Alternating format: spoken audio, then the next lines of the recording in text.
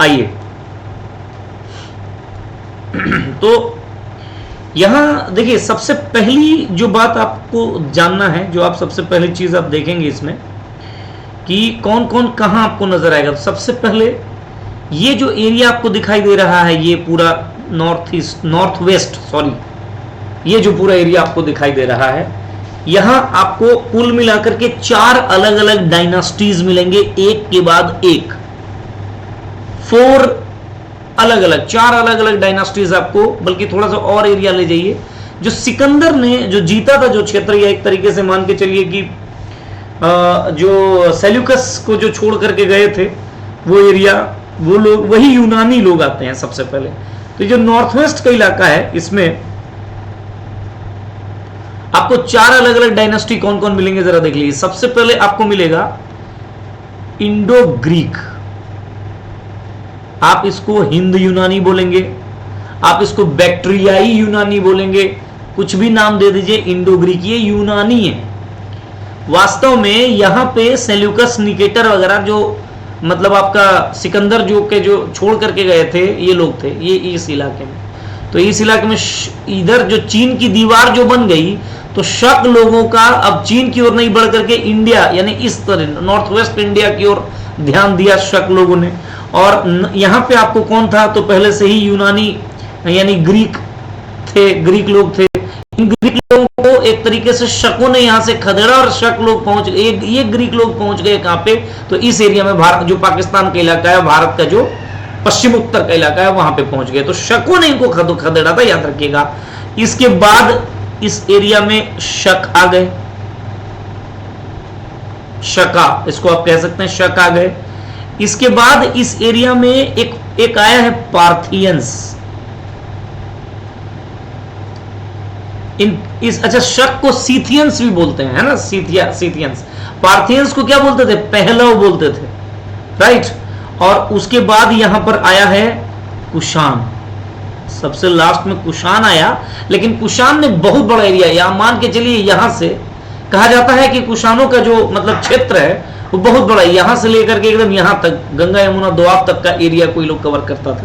तो कुल मिलाकर के ये 4 जो आपको डायनास्टी मिलेगा, ये 4 जो अलग अलग साम्राज्य मिलेगा, ये आपको नॉर्थ वेस्ट में आपको दिखाई देगा, करेक्ट। इसके बाद आप आ जाइए, जो इलाका ध्यान से देखिएगा, ठीक है ना। इसके बाद का जो इलाका है, लगभग मान के चलिए, ये जो पश्चिम में ये जो एरिया है, ये इलाका, इस इलाके में आपको ये जो पार्थियंस, ये जो शक नजर आ रहा है, शक, इन शकों का एक तरीके से मान के चलिए कि वंशज या शकों का अलग अलग ब्रांचेस यहां पे आपको मिलेंगे, जिसको आपने पश्चिमी क्षत्रप नाम दिया है, वेस्टर्न क्षत्रप्स, है ना। इसके अंतर्गत आपको ये शकों के ही अलग अलग, यानी ये शकों के ही वंशज हैं, शकों के वंशज हैं। और मान के चलिए, ये जो गुजरात जो इलाका है ना, सॉरी,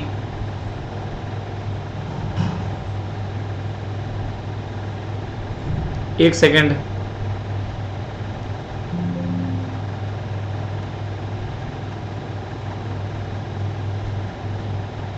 हाँ, हम यहां आपसे बात कर रहे हैं। मैं कह रहा हूं कि ये जो गुजरात का जो इलाका है, गुजरात का जो मतलब व्यापार हुआ है, व्यापारिक जो लाभ है, उस लाभ से लोग बड़ी लाभान्वित हुए। और ये लोग लगभग बहुत दिन तक, यानी तकरीबन 4 सदियों तक, 4 सदी तक, है ना, इनका शासन तंत्र रहा है एक तरीके से। और मैंने जैसा आपसे कहा कि यहाँ पे गुजरात का जो व्यापार है, उस व्यापार से ये लाभान्वित होते रहे, फलते फूलते रहे। ये एक लोग हैं, इनके बारे में भी आपको मैं बताऊंगा। जो पहले से जो अशोक का साम्राज्य हुआ करता था, तकरीबन जो पाटलिपुत्र और जो लगभग ये जो इलाका है, क्योंकि इनका अशोक राजा अशोक के बाद ही लगातार मौर्य साम्राज्य विघटन के दौर पे आ गया। तो अब बस इतना छोटा सा इलाका इनके कवर में था। और यहाँ पे 2 अलग अलग वंश आए, एक है शुंग, पुष्यमित्र शुंग, आपने नाम सुना होगा, शुंग वंश। और शुंग वंश को अपदस्थ करके आए कण्व वंश, कण्व राजवंश, ये याद रखिएगा। इनका टाइमलाइन लगभग मान के चलिए 185 बीसी, यानी जैसे ही मौर्य साम्राज्य एकदम खत्म हो गया, वहां से 72 बीसी के आसपास है।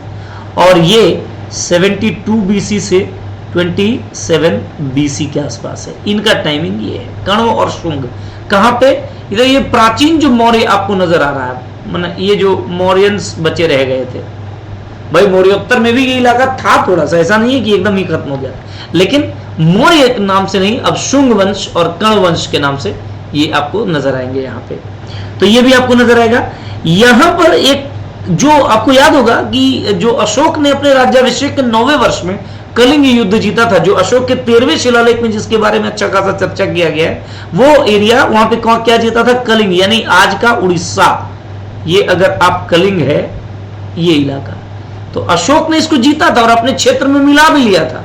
लेकिन बाद में ये कलिंग जो है थोड़ा स्वतंत्र हो जाता है, और यहाँ पे एक बड़ा ही प्रसिद्ध शासक आपको नाम आप सुनने के लिए मिलेगा, खारवेल। हम लोग इन सब चीजों की चर्चा करेंगे। एक बहुत ही प्रसिद्ध राजा है, एक तरीके से ये लोग भी आजाद हो चुके हैं, मतलब जब डिसइंटीग्रेशन हुआ मौर्यन एम्पायर का, तो कई सारे अलग अलग जो राज्य हैं वो अलग अलग हो गए।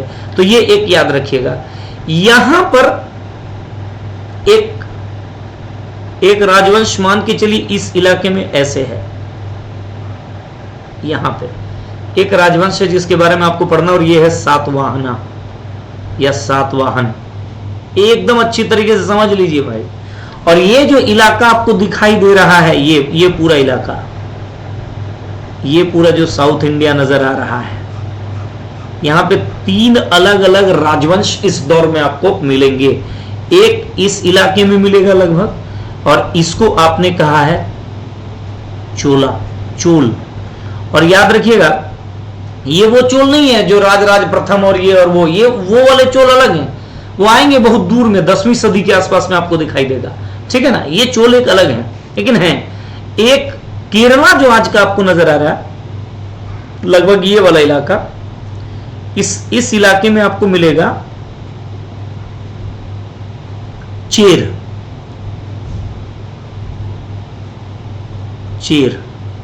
चोल हो गया, चेर हो गया, और ये बीच का जो इलाका है उसको पांडे।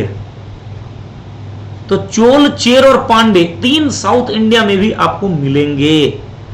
ये पूरी कहानी है मौर्योत्तर काल में कौन कौन से राजा कहां कहां थे। तो सबसे पहले मैंने आपको बताया जो पश्चिमोत्तर भारत है, यहां पे इंडो ग्रीक यानी हिंद यूनानी, बैक्ट्रियाई यूनानी आपको मिलेंगे।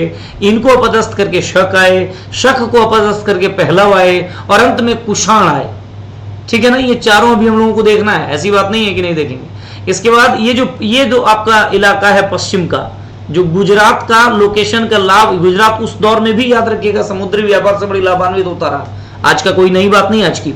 तो इस समुद्री व्यापार से लाभान्वित होते हुए जो शकों के एक ब्रांच है जिसको पश्चिमी क्षत्रप कहा गया, ये लोग रहे और लगभग 4 सदी तक शासन किया। उसके नीचे आपको सातवाहन वंश मिलेगा,